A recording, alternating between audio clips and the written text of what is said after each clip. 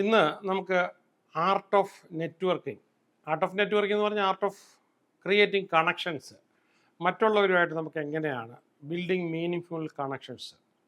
അവിടെ നമുക്ക് ഈ കണക്ഷൻസ് ഉണ്ടാക്കാനുള്ള നമ്മുടെ ഗോൾ എന്താണ്, ആ ഗോളുമായിട്ട് നമ്മുടെ ആ ഒരു ലക്ഷ്യമായിട്ട് ചേർന്നിട്ട് വേണം ഇത് നമുക്ക് ആ കണക്ഷൻസ് ഉണ്ടാക്കാനായിട്ട്. അപ്പോൾ നമ്മളവിടെ നമുക്ക് എന്ത് പർപ്പസിന് വേണ്ടിയിട്ടാണ് നമ്മൾ ഈ ഒരു കണക്ഷൻ ഉണ്ടാക്കുന്നത്. ഇപ്പം നമ്മളൊരു കല്യാണത്തിനാണ് പോകുന്നത്. കല്യാണത്തിന് പോയി നമ്മളിങ്ങനെ വാച്ച്ഫുള്ളായിട്ട് നിൽക്കുകയാണ്. അപ്പം അതിലാരുമായിട്ടാണ് നമ്മൾ ഒന്ന് പോയി കൈ കൊടുത്ത് ചിരിച്ച് അവരെ നമുക്കൊരു ബന്ധത്തിൽ കൊണ്ടുവരേണ്ടത്. ഇനി അതല്ലെങ്കിൽ നമ്മളൊരു ആ, മറ്റൊരു മീറ്റിംഗ്, ബിസിനസ് മീറ്റിങ്ങിന് പോവുകയാണ്, അല്ലെങ്കിൽ ഒരു നെറ്റ്വർക്ക് മീറ്റിംഗ് തന്നെ പറഞ്ഞ മീറ്റിംഗ് ഉണ്ട്. അവിടെ നമ്മൾ എങ്ങനെയുള്ള ആളെയാണ് നമുക്ക് വേണ്ടത്. അപ്പോൾ നമുക്ക് അവിടെ അത് തിരിയാനായിട്ട് പറ്റൂല എന്നുണ്ടെങ്കിൽ നമ്മൾ നോക്കിയിട്ട് നമുക്ക് പ്രയോജനപ്പെടും എന്ന് മനസ്സ് പറയുന്നത് എല്ലാവരെയും നമുക്ക് ഇപ്പോൾ ഒരു 30 പേരെ ഒന്നും ഒരു മീറ്റിങ്ങിനകത്ത് വെച്ച് നമുക്ക് പെട്ടെന്ന് പരിചയപ്പെടാൻ പറ്റില്ല. നമുക്ക് ആകെ കഴിയുന്നത് ഒരു 6-7 പേര്, അതൊക്കെ മാക്സിമം 10 പേരെയൊക്കെ നമുക്ക് ഉണ്ടാക്കിയെടുക്കാൻ പറ്റുക. നമ്മളൊന്ന് ആലോചിച്ച് നോക്കിയാൽ ഒരു ദിവസം ഒരാളെങ്കിലും നമ്മളുടെ നല്ല കണക്ഷൻസ് ഉണ്ടാക്കിയ നമ്മുടെ കണക്ഷൻസ് എന്താണ്. ഓക്കെ, അപ്പോൾ നമുക്കൊരു 6-7 പേരെയൊക്കെയാണ് നമുക്ക് പറ്റുന്നത്. അപ്പോൾ അവിടെ നമ്മുടെ ഈ ഒരു പ്രൊഫഷണൽ കണക്ഷൻസ് ഉണ്ടാക്കുന്നതിന് വേണ്ടിയിട്ട് അവിടെ നമ്മുടെ കമ്മ്യൂണിക്കേഷനാണ് നമ്മുടെ നമ്മുടെ ഗോളുമായിട്ട്. അപ്പോൾ എപ്പോഴും നമുക്കൊരു എലവേറ്റർ പിച്ച് എന്ന് പറയും. എലവേറ്റർ പിച്ച് എപ്പോഴും നമ്മുടെ കയ്യിലുണ്ടാവണം. അതെല്ലായിടത്തും നമ്മൾ പറയുന്ന ഏകദേശം ഒന്ന് തന്നെയാണ്. അപ്പോൾ എലവേറ്റർ പിച്ച് എന്ന് പറയുന്ന ഫ്രേസ് ഇങ്ങനെയാണ്. നമ്മൾ പിന്നെ 2-3-4 പേരുമായിട്ട് നമ്മൾ ലിഫ്റ്റിൽ വെച്ച് കണ്ടു. ആ ലിഫ്റ്റ് ടേക്ക് ഓഫ് ചെയ്ത് 4ാമത്തെ നില ചെല്ലുന്നതില്ല 3ാമത്തെ നില ചെല്ലുന്നതിനകത്ത് നമ്മൾ പരിചയപ്പെടുകയും പറയുകയും നമ്മൾ എന്താ ചെയ്യുന്നതെന്ന് പറഞ്ഞ് അവർക്ക് താല്പര്യം ഉണ്ടാക്കിയിട്ട് നമ്മൾ ഇറങ്ങുന്ന കൂടെ അവർക്ക് ഇറങ്ങാൻ തോന്നണം, അതിനെ പെർസ്വേഡ് ചെയ്യണം. അപ്പോൾ ആ ഒരു തോന്നലുണ്ടാക്കിക്കുന്ന രീതി നിങ്ങൾക്ക് എങ്ങനെ പരിചയപ്പെടുത്താൻ പറ്റും, അത് എഴുതി തയ്യാറാക്കി വീണ്ടും ഒറ്റയ്ക്ക് പറഞ്ഞ് എല്ലായിടത്തും തന്നെയാണ് എലവേറ്റർ പിച്ച് എന്നാണ് ഇതിന് പറയുക. ഞാൻ ഇതിനെക്കുറിച്ചൊരു വേറൊരു വീഡിയോ ചെയ്തിട്ടുണ്ട്. അപ്പോൾ അങ്ങനെ നമുക്ക് ഒരു വളരെ കൺസൈസ് ആയിട്ടൊരു compelling introduction about yourself അതുണ്ടാകണം. പിന്നെ അതുപോലെ തന്നെ നമുക്ക് ആക്റ്റീവ് ലിസണിങ് സ്കിൽസ്. അപ്പം നമുക്കത് കേട്ട് മനസ്സിലാക്കാനുള്ള, അവർ പറയുന്നതും പറയാത്തതും കൂടെ മനസ്സിലാക്കാനുള്ള, പിന്നെ അവരെ പെട്ടെന്ന് നമുക്ക് എന്തുമാത്രം പ്രയോജനപ്പെടുമെന്ന് നമുക്ക് മനസ്സിലാക്കാനുള്ള, പിന്നെ നമുക്ക് അതുപോലെ തന്നെ നിങ്ങൾ ബിസിനസ്സിന് വേണ്ടിയിട്ടാണ് ഇത് ഉണ്ടാക്കുന്നതെന്നുണ്ടെങ്കിൽ എപ്പോഴും ഒരു പ്രൊഫഷണൽ ഓൺലൈൻ പ്രസൻസ് വേണം. അപ്പോൾ അവിടെ നിങ്ങളുടെ ലിങ്ക്ഡിൻ ആണെങ്കിലും ശരി, ബാക്കി ഏത് വിധത്തിൽ നോക്കിയാലും നിങ്ങളെ പെട്ടെന്ന് അറിയാൻ പറ്റണം. അപ്പോൾ നമ്മളിങ്ങനെ കണക്ഷൻസ് ഉണ്ടാക്കാനുള്ള മീറ്റിങ്ങിൽ പോകും, പർട്ടിക്കുലർലി നെറ്റ്വർക്ക് മീറ്റിങ്ങിൽ പോകുമ്പോൾ ഇൻഡസ്ട്രി കോൺഫറൻസിൽ, സെമിനാറിൽ, മീറ്റപ്സ്, പിന്നെ അതുപോലെ തന്നെ അപ്പോൾ ആരാണ് വരുന്നതെന്നുള്ള അറ്റൻഡീസിന് നമുക്ക് വേണമെന്ന് റിസർച്ച് ചെയ്യാം പ്രയർ ടു ദ ഇവൻറ്റ്. അപ്പോൾ അങ്ങനെ ഇൻഡിവിജ്വൽസിനെ കുറിച്ച് മനസ്സിലാക്കി അവരെ ഇന്ന ആളെ കണക്ട് ചെയ്യണമെന്ന് നേരത്തെ തന്നെ നമ്മൾ പ്ലാൻ ചെയ്തുകൊണ്ട് പോകാം. അവിടെ ചെന്ന് അവരുമായിട്ട് ഒരു കോൺവെർസേഷൻ ഇനിഷ്യേറ്റ് ചെയ്യുക. അപ്പോൾ അവിടെ നമുക്ക് എന്തെങ്കിലും ഹെസിറ്റേഷൻസ് ഉണ്ടെങ്കിൽ അവിടെ ഓവർകം ചെയ്യുക, അതിനെ എന്നിട്ട് കോൺവെർസേഷൻ ഇനിഷ്യേറ്റ് ചെയ്യുക, അതൊരു കോണ്ടാക്റ്റ് ആക്കി മാറ്റുക. അപ്പോൾ അവിടെ ആദ്യമേ കണ്ട് ഒരാളെ നമ്മുടെ വശത്താക്കാനായിട്ട് കുറച്ചുകൂടി ആഴത്തിലുള്ള ടെക്നിക്കുണ്ട്. നിങ്ങൾ ബില്യണിയർ മൈൻഡ് സെറ്റിലൊക്കെ വന്നപ്പോൾ പഠിച്ചു കാണും. അപ്പോൾ 3 ക്വസ്റ്റ്യൻ ടെക്നിക്ക് എന്ന് പറഞ്ഞ $1 മില്യൺ ക്വസ്റ്റ്യൻസ്. അപ്പോൾ എന്ന് പറഞ്ഞതുപോലുള്ള നമ്മൾ ഉപയോഗിച്ച് കഴിയുമ്പോഴത്തേക്കും നമുക്ക് പെട്ടെന്ന് അവർക്ക് നമ്മുടെ ഇതിലേക്ക് വന്നേ പറ്റുള്ളൂ. പിന്നെ അതുപോലെ തന്നെ നമ്മൾ അവിടുന്ന് കാർഡൊക്കെ വാങ്ങിച്ചു കഴിഞ്ഞാൽ വെറുതെ കാർഡ് പോക്കറ്റിലിടുകയല്ല, കാർഡ് കൊടുക്കുന്നതിന് തന്നെ ഒരു പ്രത്യേകതയുണ്ട്. അപ്പോൾ കാണുന്ന എല്ലാവർക്കും കാർഡ് കൊടുക്കാൻ പാടില്ല. നമ്മൾ മീറ്റപ്പ് ചെയ്യുന്ന ആൾക്ക് മാത്രമേ കൊടുക്കാവൂ. അപ്പം അടുത്ത ആൾ ചോദിച്ചെങ്കിൽ മാത്രമേ കൊടുക്കാവൂ. അപ്പം അതുപോലെ തന്നെ നമ്മൾ ചോദിച്ചിങ്ങോട്ട് വാങ്ങിക്കണം. അപ്പോൾ കാർഡ് കിട്ടുമ്പോൾ വളരെ നന്ദി പറയണം. കാർഡ് വളരെ പ്രസൻറ്റബിൾ ആയിരിക്കണം. നമ്മൾ കാർഡിലിങ്ങനെ നോക്കിയിട്ടൊരു 3-4 ചോദ്യങ്ങളെങ്കിലും കാർഡിൽ നിന്ന് ചോദിക്കണം. അത് കഴിഞ്ഞാൽ കാർഡിൽ നമ്മൾ എന്തെങ്കിലും അത് കഴിഞ്ഞാൽ ഉടനെ എഴുതുന്നുണ്ടെങ്കിൽ എഴുതിക്കണം. കാരണം നമ്മൾ ചിലപ്പോൾ പല കാർഡാകുമ്പോഴത്തേക്കും മറന്നുപോകും. മിക്കവാറും പേർക്ക് പറ്റുന്നൊരു സംഭവമാണിത്. പിന്നെ അപ്പോൾ അത് വന്നു കഴിഞ്ഞാൽ നമ്മൾ പ്രോംപ്റ്റ്ലി ഒരു ഫോളോ അപ്പ് ചെയ്യണം. ഒരു മെയിൽ അയക്കുന്നത് വളരെ നല്ലതാണ്. അപ്പോൾ ആ മീറ്റപ്പ് കഴിഞ്ഞാൽ നമുക്കൊരു മെയിൽ അയക്കണം, ഒരു ഫോളോ അപ്പ് ആയിട്ട്. പിന്നെ അത് കഴിഞ്ഞ് വിളിക്കുകയോ സംസാരിക്കുകയോ, പിന്നെ അവിടെ വെച്ച് തന്നെ അവർക്കൊരു വാല്യൂ പ്രൊപ്പോസിഷൻ, നമ്മളൊരു വിലപ്പെട്ട ആളാണ്, നമ്മളെ കൊണ്ട് പ്രയോജനം ഉണ്ടാകും എന്നവർക്ക് വ്യക്തമായിട്ട് അറിയാനായിട്ട് പറ്റണം. അതുപോലെ തന്നെ നമുക്ക് നമ്മുടെ ഐഡിയാസ് എന്താണ്, വാല്യൂ എന്താണ്, പൊട്ടൻഷ്യാലിറ്റി എന്താണെന്ന് ആ കണക്ഷനോട് കൃത്യമായിട്ട് പറഞ്ഞ് മനസ്സിലാക്കാൻ പറ്റണം. പിന്നെ എല്ലാം റെസിപ്രോക്കലാണ്. നമ്മൾ അവിടെ ഇത് ചെയ്യുമ്പോൾ 2 വേ ആണ് എപ്പോഴും. അപ്പം നമ്മൾ അങ്ങോട്ടൊരു അസിസ്റ്റൻസ് കൊടുക്കുന്നു, അവർക്ക് ആവശ്യമുള്ള അസിസ്റ്റൻസ് കൊടുക്കുന്നു. അപ്പോൾ നമുക്ക് തീർച്ചയായിട്ടും ഇങ്ങോട്ട് അസിസ്റ്റൻസ്, അപ്പോൾ എവിടെയും ഹെൽപ്പ് ചെയ്യുക എന്നുള്ളതാണ്.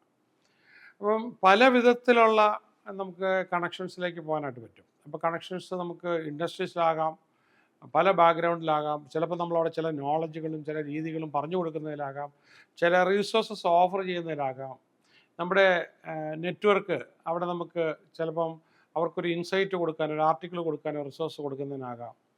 അവിടെ നമുക്കൊരു കണക്ഷൻസ് അവർക്ക് ബിൽഡിംഗ് റാപ്പോ വളരെ ഇമ്പോർട്ടൻ്റ് ആണ്. ഞാൻ റാപ്പോയെക്കുറിച്ച് മറ്റൊരു വീഡിയോ ഇട്ടിട്ടുണ്ട്, നിങ്ങളതെന്തായാലും കാണുക.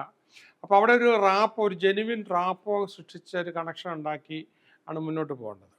അപ്പോൾ അവർക്ക് എന്തെങ്കിലും ഒരു പ്രൊഫഷണൽ അസോസിയേഷൻസ് ഒക്കെ ഉണ്ട്, നമ്മൾ അവരുമായിട്ടും കൂടെ അതിലും കൂടെ നമുക്ക് ചേരാൻ പറ്റുമെന്നുണ്ടെങ്കിൽ, അപ്പോൾ നമ്മളതിൽ റെലവൻ്റ് ആണെങ്കിൽ തീർച്ചയായിട്ടും നമുക്ക് ചേരുന്നത് വളരെ നല്ലതാണ്. പിന്നെ നമ്മുടെ ഒരു സോഷ്യൽ മീഡിയ സ്ട്രാറ്റജി എപ്പോഴും നമുക്ക് ഉപയോഗിക്കാം. നമ്മുടെ പ്ലാറ്റ്ഫോമിലേക്ക് ട്വിറ്റർ, നമുക്ക് ഇൻസ്റ്റഗ്രാം, ഇതൊക്കെ നമുക്ക് പ്രൊഫഷണൽ നെറ്റ്വർക്കിന് വളരെ ഉപയോഗിക്കും. നമുക്കതുപോലെ തന്നെ നമുക്ക് ഈ നെറ്റ്വർക്കിംഗ് എറ്റിക്കേറ്റ്സ് ആയിട്ട് കുറേ കാര്യങ്ങളുണ്ട്. അപ്പോൾ അത് നിങ്ങൾക്ക് ശരിക്കും ഗൂഗിൾ ചെയ്താൽ തന്നെ കിട്ടും. അപ്പോൾ അവിടെ നമുക്കൊരു വളരെ മൈൻഡ്ഫുള്ളായിട്ടൊരു പ്രൊഫഷണൽ എറ്റിക്കേറ്റ്സ് ഇൻട്രാക്ഷൻസ് ചെയ്യുമ്പോഴത്തേക്കും. അപ്പോൾ അതുപോലെ തന്നെ നമുക്കിപ്പോൾ മീറ്റ് ചെയ്യുന്ന ആൾ കുറച്ചുകൂടെ എക്സ്പേർട്ടാണെങ്കിൽ നമുക്കൊരു മെൻറ്റർഷിപ്പ് ഓപ്പർച്യൂണിറ്റി ആയിട്ട് എടുക്കാം. അപ്പോൾ അത് വേണേൽ എക്സ്പ്രസ് ചെയ്യാം. അപ്പോൾ നമുക്ക് അത് അദ്ദേഹമായിട്ട് അടുക്കാനായിട്ട്. അപ്പോൾ ഈ നമ്മൾ വളരെ വലിയ ഉന്നതങ്ങളിലുള്ള ആളൊക്കെ ആണെങ്കിൽ അവർക്കൊക്കെ നമ്മൾ ഈ പുതിയ ആൾക്കാർ പരിചയപ്പെടുന്നത് വലിയ ഇഷ്ടമാണ്. പിന്നെ നിങ്ങൾക്ക് ചില കാര്യങ്ങൾ അറിയാം, അപ്പോൾ ചിലപ്പോൾ നിങ്ങളുടെ എക്സ്പെർട്ടൈസ് ഷെയർ ചെയ്യാം. നമുക്കവിടെ നമ്മൾ ഷെയർ ചെയ്യാനായിട്ട് വോളണ്ടിയർ ചെയ്യുവാണ്. അപ്പോൾ പലപ്പോഴും റെലവൻറ്റ് ഫോറത്തിലൊക്കെ.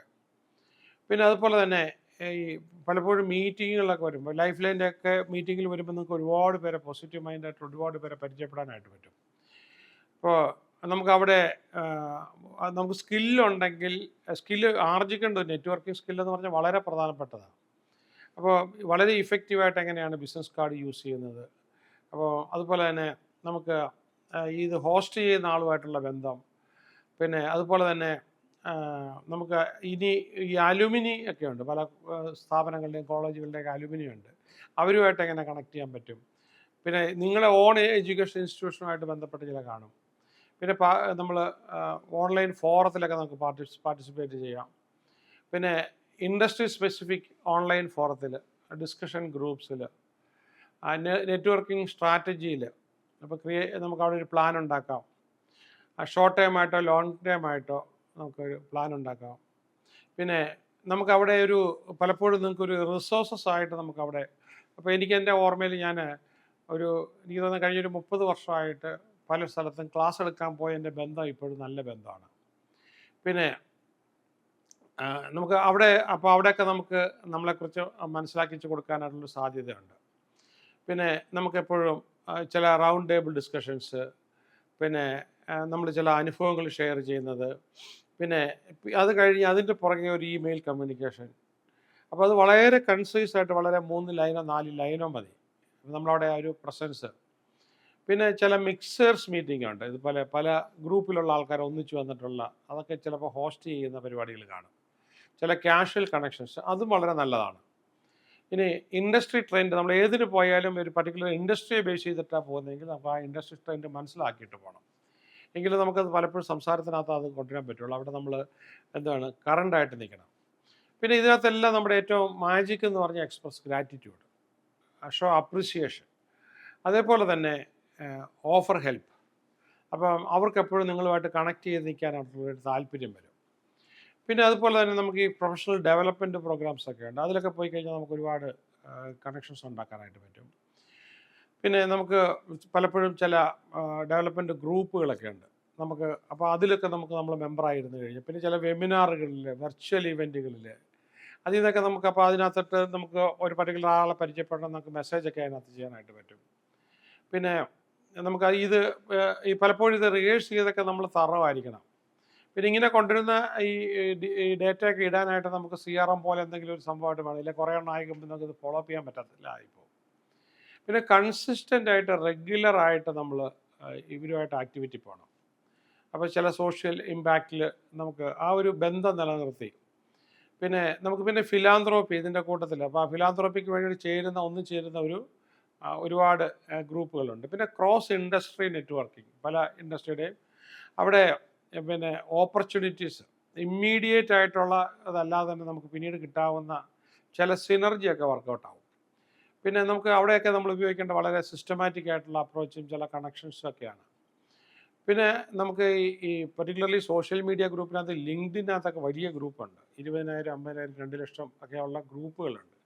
അപ്പോൾ അതിനകത്തൊക്കെ നമ്മൾ വന്നു കഴിഞ്ഞാൽ നമ്മൾ കോൺട്രിബ്യൂട്ട് ചെയ്തുകൊണ്ടിരുന്നു കഴിഞ്ഞാൽ പിന്നെ ആ ഒരു ഈവൻ ഫേസ്ബുക്കിനകത്തും നമുക്ക് പല ഗ്രൂപ്പുകളുണ്ട്. അതിനകത്ത് കോൺട്രിബ്യൂട്ട് ചെയ്തുകൊണ്ടിരുന്ന പിന്നെ നമ്മൾ നമ്മുടെ കൊളീഗ്സും നമ്മുടെ മ്യൂച്വൽ സപ്പോർട്ടേഴ്സും ആയിട്ടുള്ള അവരുമൊക്കെ ആയിട്ട് നമ്മൾ കണക്റ്റഡ് ആയിട്ടിരിക്കുക.